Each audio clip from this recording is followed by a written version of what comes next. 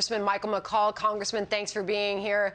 This is obviously a big moment in this conflict. The ceasefire continues. President Biden, meanwhile, is taking credit for it. First, listen.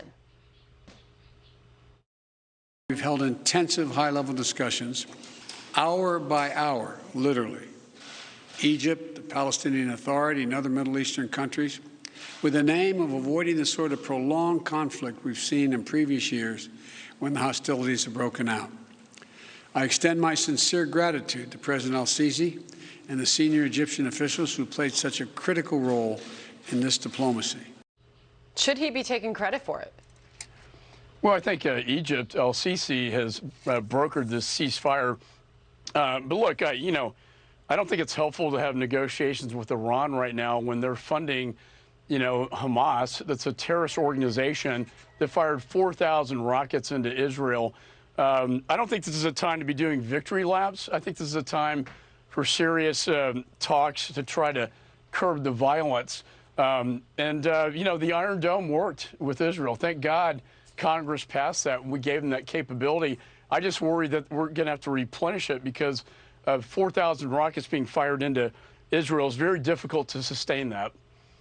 Congressman, we've been reporting on a wave of textbook anti-Semitism amid these tensions, obviously, in Israel, Gaza.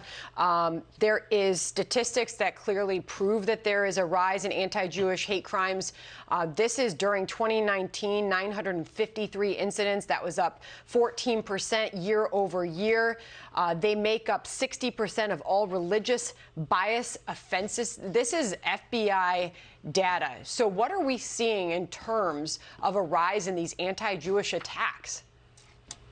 Well, we've seen this going on for a while, but just recently, Sandra, with Hamas claiming victory, and really it's propaganda coming out of this terrorist organization trying to influence the Palestinians. Remember, they were poised to take over the Palestinian elections.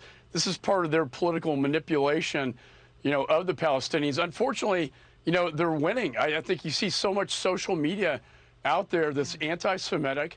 The Anti-Defamation League, I just talked to them, they said about 20,000 tweets saying that Hitler was right.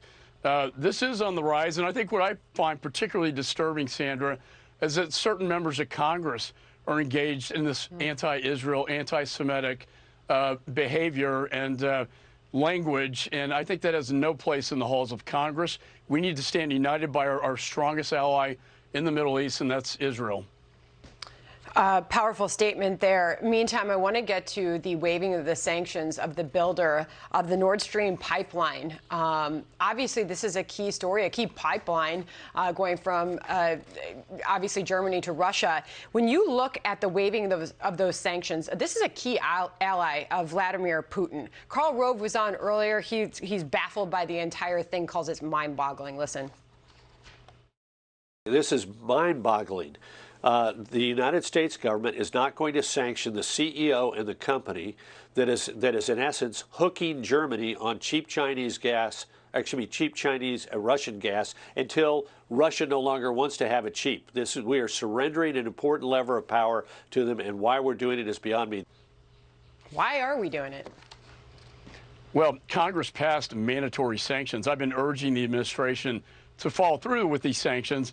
And then they just passed this national security waiver as if it's in our national security interest to have Russian piped gas into Europe. I mean, I call it pipeline hypocrisy. The idea that we're going to shut down the Keystone pipeline, which was the safest way to transport that, and yet almost by this waiver stand in support of Russian energy going into Europe that's far less clean than ours.